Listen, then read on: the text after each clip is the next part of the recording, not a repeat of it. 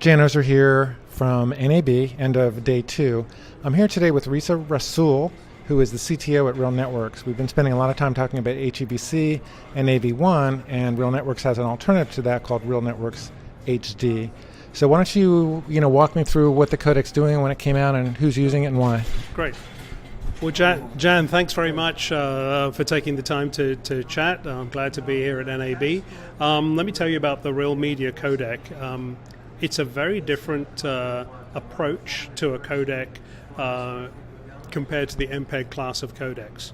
Still, it's a two-dimensional codec, uses the same approach, DCT based. It's motion estimation, but and arithmetic coding, and uses similar techniques, but we took an approach of pursuing a low complexity solution. It was our belief that the MPEG class of codecs and all of the codecs that were designed by committee ended up pursuing a high complexity result. And we thought perhaps it's unnecessarily high in complexity. So we set our codec team a mission. We challenged them, come up with a codec that can be competitive with HEVC, but that can be decoded in software on a mobile processor, and using not draining the battery hideously. So a practical software codec that could be competitive with HEVC. And this project was kicked off in 2014, and it was actually run out of our Beijing office. The net result, and you're probably going to scoop on this. We've just published the competitive data, and I'll send you that. In fact, I tweeted it to you just before the interview, so have a look at the results. We outperform HEVC by a good margin. According to which parameter? Quality, VMAF. Decode? So we use the Netflix VMAF quality score plotted against bitrate, and you see the classic curves, and as the curves sort of part as the quality increases, the RMHD codec outperforms AVC and HEVC by a measurable amount.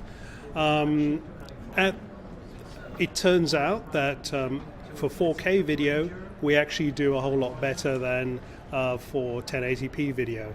And standard definition video 480p, there's probably not much of an advantage. Okay. So this is very similar to the findings that AV1 is getting in comparison to HEVC. At higher quality, it starts to stretch its legs and outrun HEVC, but at the lower end, it's not much of a difference. What's the encode time and what's the decode load? So the encode time, it's very rapid. It outperforms HEVC or X265 by a good measure. I think it's 5 times faster. We also set ourselves a goal that any consumer with the Real player running on a modern laptop should be able to encode in real time a 1080p stream, and we've just achieved that. In fact, if you're using a super fast processor, you can almost encode 4K in real time if you're using like a Threadripper. But we are continuously optimizing the encoder, as most encoders do. That you get opportunities to optimize, and we believe we're going to achieve 4K real-time encoding very soon. So the codec is one thing. Making it or enabling it to be implementable is probably the bigger challenge sometimes. Right. So tell me about, if I say, great, I want to use your codec, right, how do I get it playback in a browser? How do I get playback in a mobile device? How do I get playback on STBs and smart TVs? Yeah, so this is a challenge. Let me tackle the browser issue first. It's not in a browser at the moment. It's in a browser with a little bit of help of a plugin or an ActiveX component. So in embedded browsers. So in the Real player, there is an embedded browser, and in that we kind of render the decoded frame into the browser. That's not a solution that is widely publishable, but in the mobile space, we deliver the codec in a couple of forms.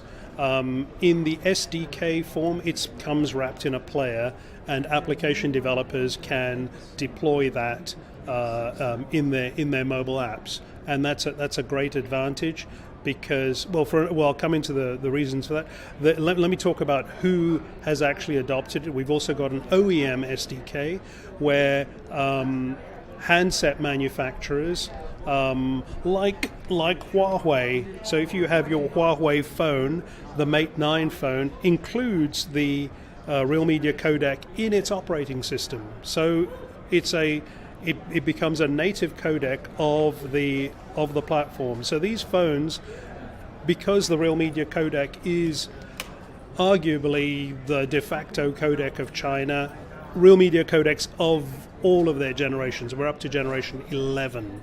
So this is 11 generations, and for historical reasons, the Real Player and the Real Media Codec thrived in China. We can go into why that happened, and you probably know the story of that already. But so we've got strong adoption of this 11th version of the codec by Huawei, and we are engaging with our other OEMs that had adopted RMVB in previous years, and so it's bringing them the benefits and saying, hey, here's an alternate to HEVC. It's software decodable, so straight to market. You don't have to wait for a chip development that might take 18 months. And so your question about decodability, how much of the battery does it consume? Well, on a mobile processor on the Mate 9 phone, you can watch a 2-hour movie on one charge of the battery, and that was another one of our metrics. And we're continuously optimizing the codec even further as we get closer relationships with the OEMs. We find ways to utilize extended instruction sets or maybe undocumented instruction sets on the devices themselves to improve the performance of the codec. So I understood that RealNetworks sold all their video-related codec IP to Intel in 2000. The RMVB-related codec in 2010. Okay. It was a good deal. Sold the IP, retained the rights to still continue selling it. Okay. So it was an interesting deal. We also transferred the team, as was the Seattle team, to Intel. And I think we got so that deal was a 2010 deal. In this new codec, we spawned a whole new team in Beijing, and it's now come to fruition, not only in the OEM space but now in OTT. The OTT operators are also looking for an alternate to a codec that not only charges a per device fee, but puts a tax on their streaming business as well. And so the Real Media Codec comes. It's a great opportunity for an OTT operator. There's another unique advantage that the Real Media Codec has that for OTT operators. In the OTT space, Jan, that it's very different to IPTV or cable television. The OTT operator does not own the set-top box. When you go and buy a Fire TV or a Roku or so on, that's your choice. You bring it home and you say, I'd like to watch Netflix on this. I'd like to watch Hulu or the equivalent services in China like iQIYI and so on. Then when you connect that, the OTT operator discovers the hardware capabilities of your box. And in, let's say, one of our big OTT operators like CIBN, which is the state-owned broadcaster, it's like the CBS of China, they adopted the Real Media Codec. Why? Because when they analyzed their network, they said, wow, we've got 74 different set-top box models that are connecting to our network with all sorts of different hardware capabilities. Only 32% of them had HEVC in hardware. So they ended up with a situation where they've lost control of the codec. And having a software codec in the form of an SDK that can be bundled into their OTT app, it gives the OTT operator back that control that they had in the old cable days. In the old cable days where they actually constructed the box with a particular codec. So it's that nuance which we hadn't anticipated when we created the codec, and that seems to be one of the buying decisions in OTT.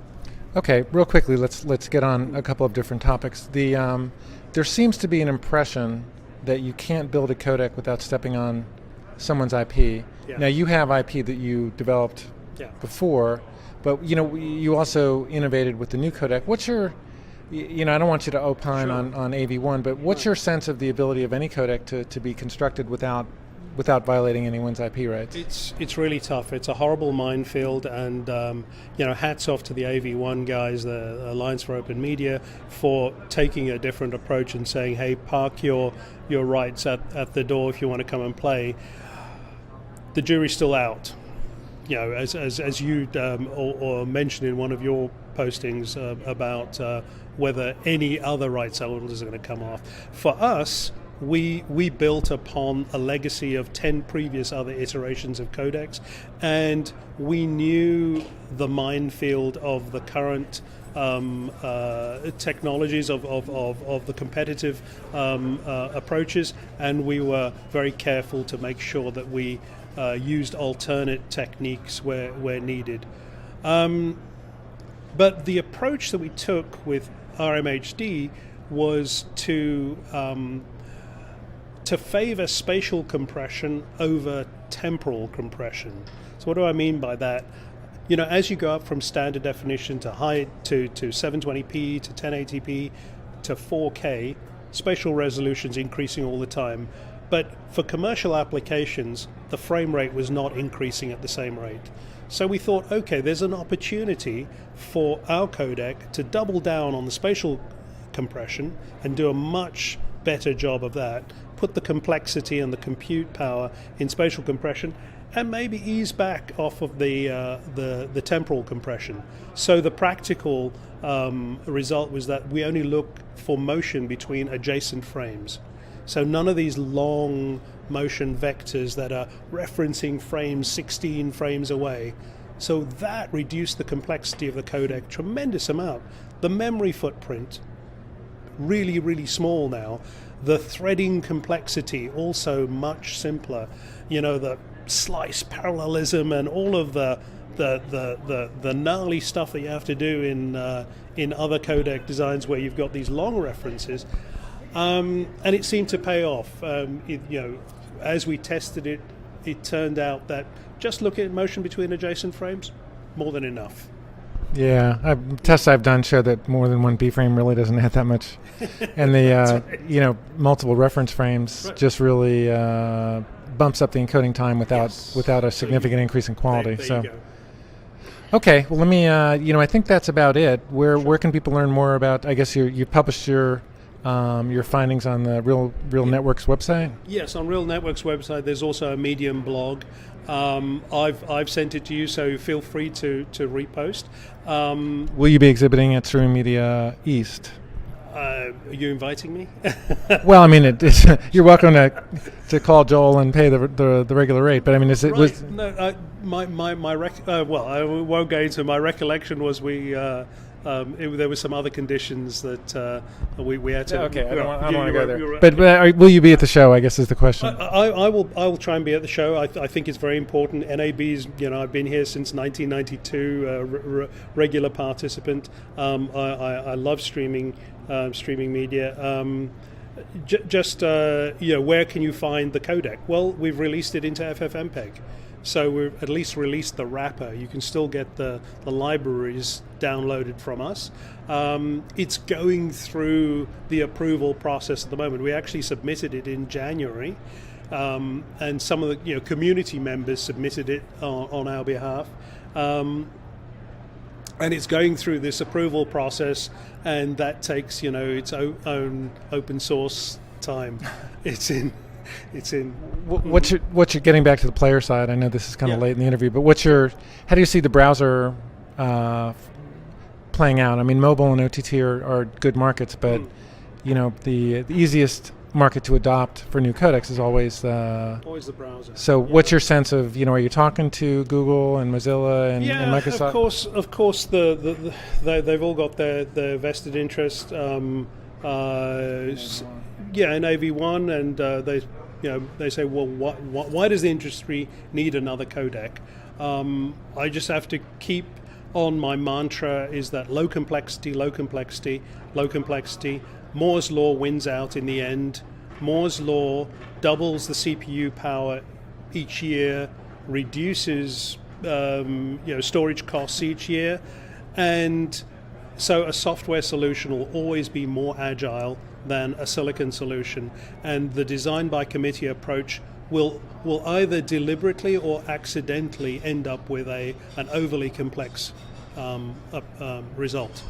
Okay, well, let's end it there. Reza, thanks for joining us, and thanks so much. Have a good show. Yeah, and I'll be happy to participate anytime. And you know what? Rob Glazer, I just got off the phone, sends his regards. He'll be happy to talk with you. I met Rob Glazer at Comdex in Chicago in he sends his regards. 93 or 94, Excellent. so he's got a good memory. Yes. Okay, very good. Thank you very much. Okay, thanks so much. Thank you.